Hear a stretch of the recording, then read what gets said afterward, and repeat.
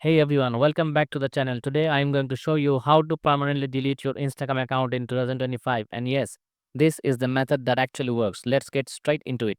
First, open the Instagram app and tap your profile icon at the bottom right. Next, tap on the three-line menu, also known as the hamburger menu in the top right corner. From there, go to Account Center. Now tap on Personal Details, then go into Account Ownership and Control.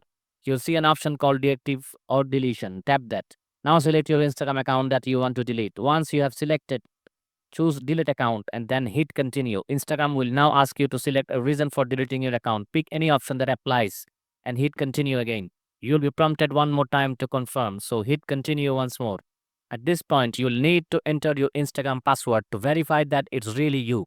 Enter your password, hit continue, and that's it. You have successfully deleted your Instagram account permanently.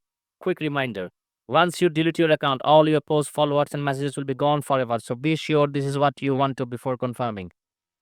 Thanks for watching.